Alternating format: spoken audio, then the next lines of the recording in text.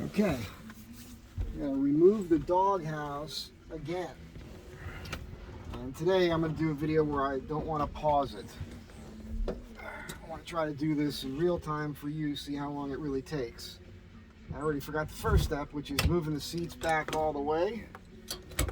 Seat back up to full position, slide the seat back all the way. Let's make sure this one's back all the way.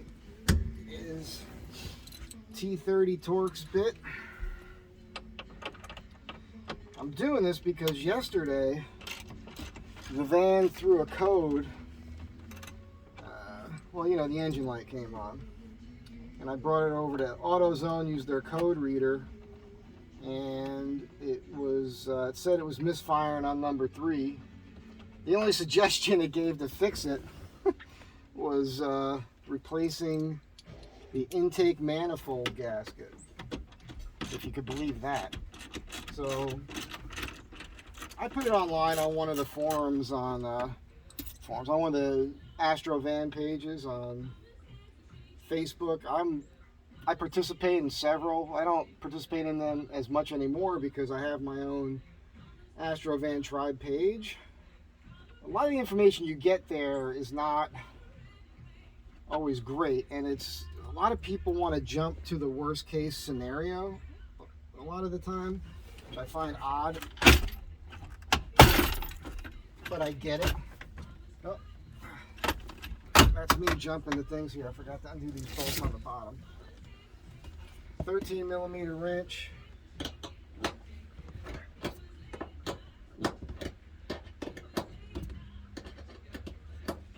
I'm supposed to remove these first. I fouled up there. Anyhow, like some of the suggestions you get there, it's pretty crazy. And I get it, man. People are shell-shocked. I mean, some of you have gone through horrible experiences time and again with your vehicle. A lot of times because you're just not mechanics, you know. I'm not a mechanic either. And so, you know, we're going by what people tell us and trial and error. And, you know, sometimes it really can be the worst case scenario. But I've been working on cars since before I was old enough to drive. And I found that most of the time, I mean, unless there's been some catastrophic failure, most of the time it's not the worst case scenario. Most of the time it's just something simple. You always start with the simple stuff when you're troubleshooting. Now, this is a modern vehicle to me. I mean, it's a 2004, so it's not modern. But the beauty of it is it does have that receptacle under the dashboard where you can plug a reader in and it tells you what your problems are. That's amazing, because the vehicle I had before this was a 67 Dodge pickup. This bolt on this side always gives me a hard time. So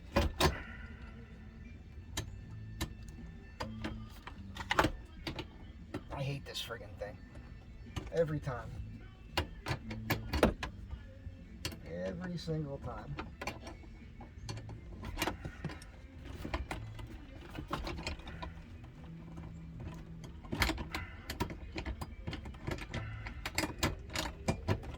Come on. Alright.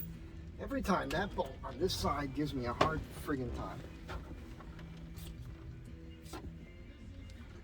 This one fell out already. Okay, here we go.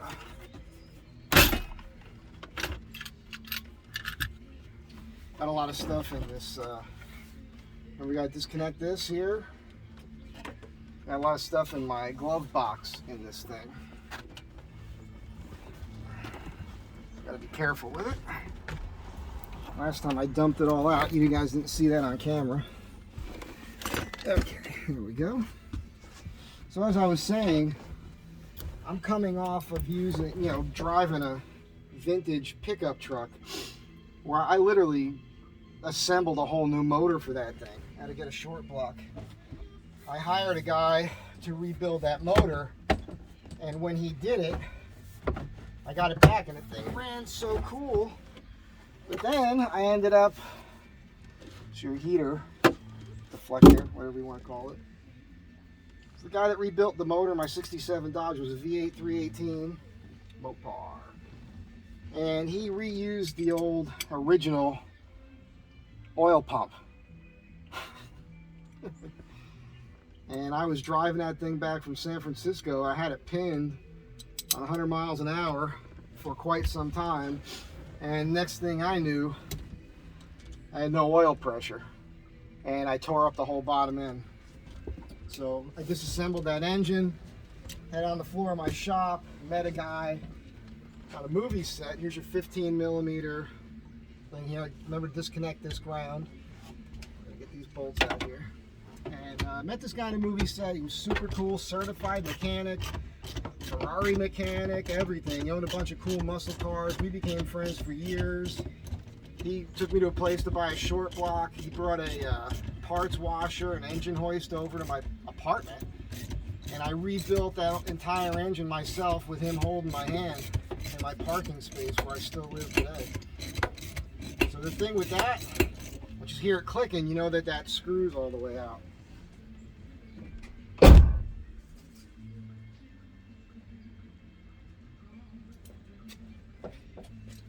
So the thing about, the old Dodge was, I was just lucky because I knew a guy that knew everything. And I had some good basic knowledge myself, obviously. I've been doing it for a long time. And it was so simple. That thing was like driving a tractor down the street. I mean, it was very, very simple. No computers at all. I put electronic ignition in it and dual exhaust.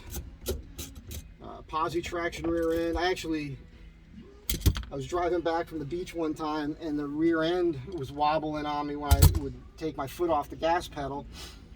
And a block from my house, the bolt had backed off the rear end there, and it just locked everything up and blew apart to pieces in the middle of the road. I figured, well, if I need a new rear end, I'll put a posi in it. And that's what I did. That truck was a race car. Man, I missed that truck. I just didn't miss wrenching on it all the time or the horrible gas mileage. There was an albatross around my neck. So I really like this thing, and it's been pretty good to me. Just these little things. Okay, so again, I threw a code, told me I was misfiring on number 3. I just reached underneath through the wheel well and messed with that plug under there, and it was tight. So I wanted to pull this doghouse over. You can watch the time, that's how long it took. Just double check. I mean, that's in there, man. Yeah, well, let's snug that up a little bit. Okay. I mean, everything's tight. I'm usually pretty good about that. So here's the thing. I threw the engine light came on yesterday, went to AutoZone, checked it, said it was misfiring on number 3, went outside last night in the dark, turned the key on, engine light was still on. I was looking for sparks in the engine bay there from underneath the wheel well, see if it was disconnected, nothing. Got up this morning, turned the truck on, no engine light. So I don't think it's anything serious. Let's see what else it could be. Wires look good.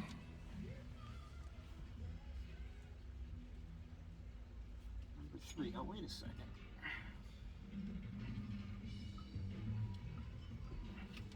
Well, that's interesting. I didn't bring the readout with me. Oh, firing order 3. Okay, so it's the first wire. It's actually going to the middle. Okay. It's number...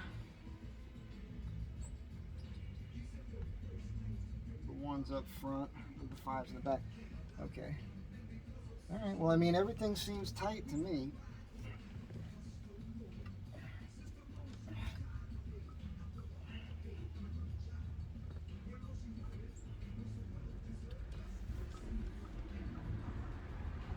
I think I'm golden.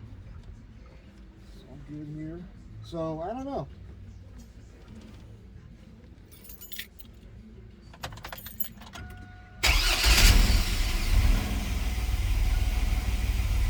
No engine light. So hopefully it's nothing. Now look, I wanted to do this. I wanted to take this apart again with you guys in real time. I'm going to check the time. Well, screw it. I'm just going to put this all back together. We'll see how long it takes. In and out. You get better at things the more you do them. I mean, I'm a craftsman. Being a craftsman for as long as I have, the only thing that helped me get good at it was practice. And I was lucky over the years where enough people trusted me, wanted to give me money to do things for them, so I got to do things over and over and over again. And when I first started, I did do practice on my own. I took on little projects that I just did for myself because I wanted to practice joinery, that sort of thing. I went nuts learning how to do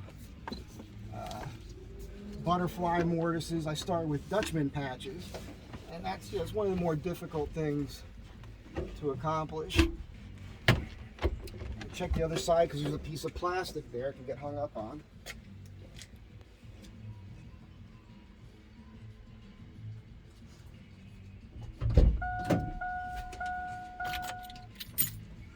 There it is, we're good.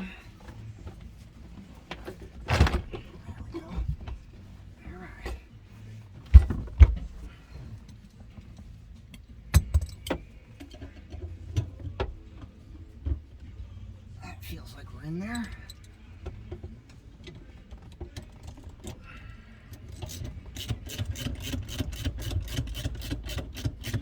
It's definitely biting. Before we tighten that up all the way, we'll check the other side.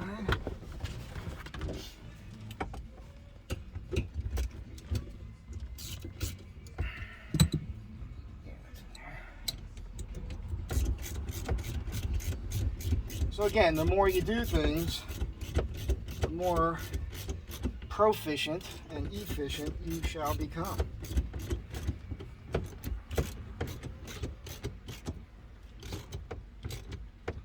Don't ever be afraid to try something because, I mean, if you know it's been done by someone else, there's no reason why you can't do it.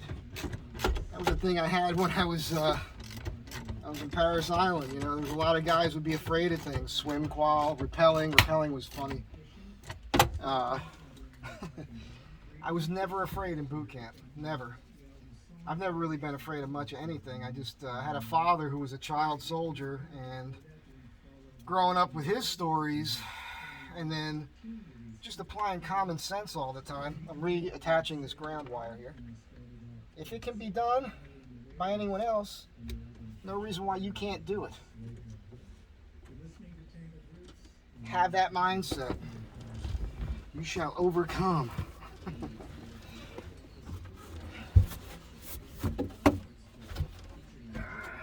Let's see. This goes in next, right?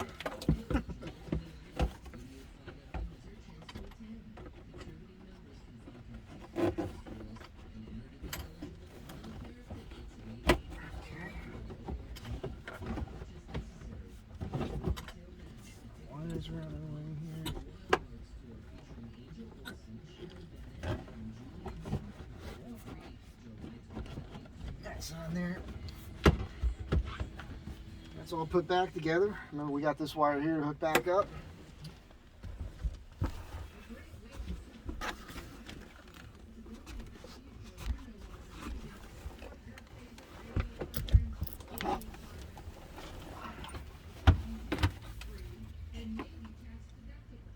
Wires reconnected. Set these down, lift this up out of the way here.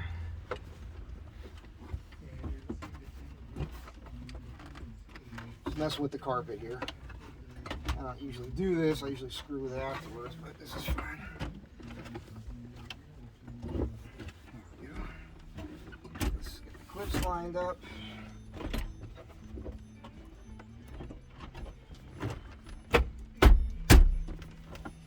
There we go.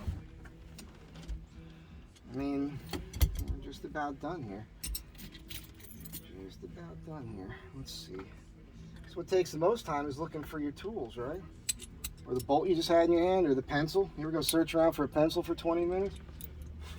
That's what kills me in the shop, man. That's why when I designed my custom apron, I got a whole row of pencil slots at the top on an angle. So as you sharpen your pencil, the short pencils won't fall all the way down to nowhere, no man's land. You won't waste time fingering them things out. A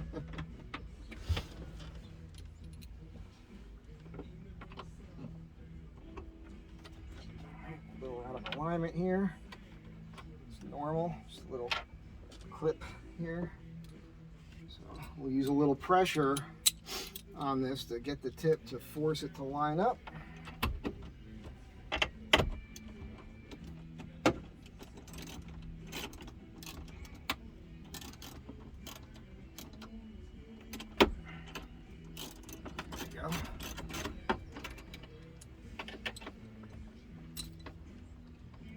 I find it's better, it's easier to just spin it freely, if it does spin freely, with your fingers before utilizing the ratchet. It's like a waste of time. You know, get it as close as you can so you can't turn anymore with your fingers, and then use the tool, you know. I'll tighten that up afterwards, but now I just got to get these bottom bolts in and we're done. So started. I looked at the video when I did this a couple weeks ago, and what do you know, missing a bolt already. Oh, wait a second. Yeah, it's underneath here. I forgot it fell out. It's underneath the carpet on this side. That'll happen. You know, you'll lose something, it's just underneath something else. Don't panic. Think about it methodically, you'll find it. So when I was watching the video when I did this last time, it was pretty dirty in here, and afterwards I went ahead and vacuumed this out, cleaned it up real nice, and I've been working on it, out of it, ever since, so it's already dirty again. Put it in there.